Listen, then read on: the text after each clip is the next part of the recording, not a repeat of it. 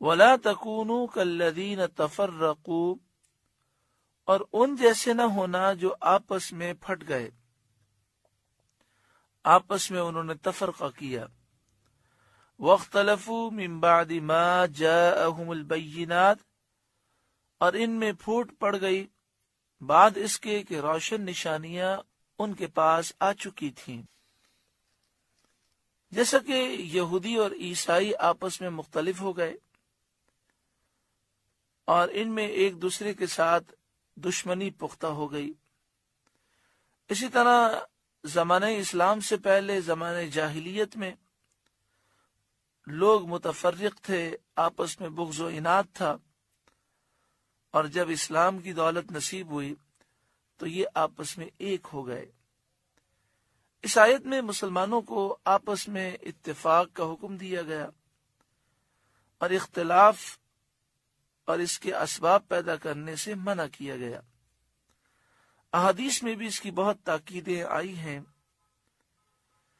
مسلمانوں کو چاہیے کہ وہ مسلمانوں کے سب سے بڑے گروہ سے وابستہ رہے جن کے عقیدے درست ہیں اور جو حضور صلی اللہ علیہ وآلہ وسلم سے محبت اور الفت کرنے والے ہیں۔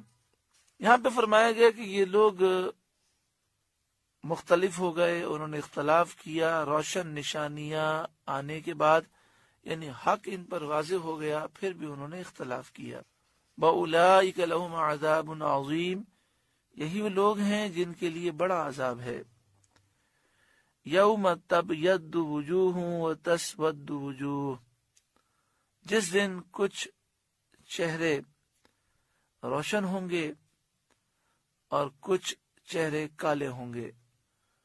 فَأَمَّا الَّذِينَ اسْوَدَّتْ وُجُوهُهُمْ، تو وہ جن کے چہرے کالے ہوں گے ان سے فرمایا جائے گا اکفرتم بعد ایمانکم، کیا تم ایمان لا کر کافر ہو گئے؟ فذوقوا العذاب بما کنتم تکفرون، اب تم عذاب کا مزہ چکھو اس وجہ سے کہ تم نے کفر کیا، اپنے کفر کا بدلہ تم چکھو۔ یہاں پہ فرمایا گیا کہ ان سے توبیخاً یہ کہا جائے گا اکفرتم بعد ایمانکم، کیا تم ایمان لا کر کافر ہو گئے؟ تو مفسرین بیان فرماتے ہیں کہ اللہ تبارک و تعالی نے روحوں کو جمع فرمایا عالم ارواح میں، اور روز میثاق ان سے اللہ تعالی نے عہد لیا۔ جب اللہ تعالیٰ نے ان سے فرمایا تھا کہ کیا میں تمہارا رب نہیں ہوں، سب نے بلا کہا تھا اور ساری روحیں ایمان لائی تھیں۔ اب جو دنیا میں کافر ہوئے تو ان سے فرمایا جائے گا کہ روز میثاق عالم ارواح میں تم ایمان لائے تھے، پھر دنیا میں آ کر تم کافر ہو گئے۔ اسی طرح اس آیت کریمہ میں منافقین بھی شامل ہیں کہ انہوں نے زبان سے ایمان کا اظہار کیا اور دل ان کے منکر تھے، تو ان سے بھی فرمایا جائے گا کفرتم بعد ایمانکم، کیا تم ایمان لا کر کافر ہو گئے؟ اسی طرح اہل کتاب یہودی عیسائی جو نبی اکرم صلی اللہ علیہ وآلہ وسلم کی آمد سے پہلے نبی اکرم صلی اللہ علیہ وسلم پر ایمان لائے اور پھر حضور کے ظہور کے بعد انہوں نے نبی اکرم صلی اللہ علیہ وسلم کا انکار کیا اور وہ کافر ہو گئے۔ اسی طرح جو لوگ پہلے مسلمان تھے اور پھر مرتد ہو گئے ان سے بھی کہا جائے گا کفرتم بعد ایمانکم، کیا تم ایمان لا کر کافر ہوئے؟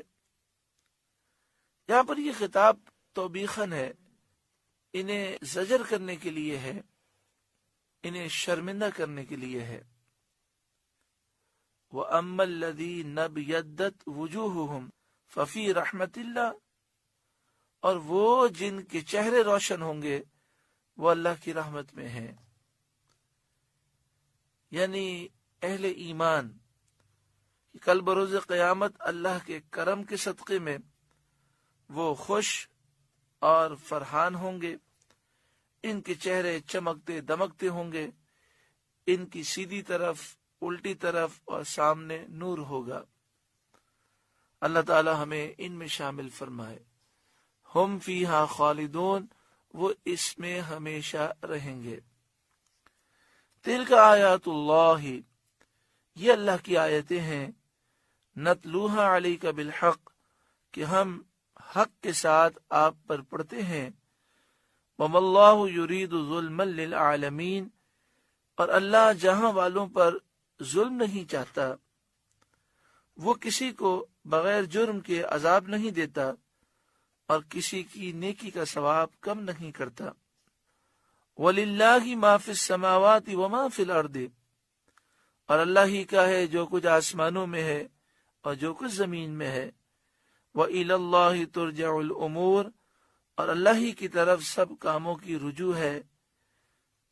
حقیقی اختیار اللہ ہی کو ہے، حقیقی طور پر مالک وہی ہے، وہ جو چاہتا ہے وہی ہوتا ہے۔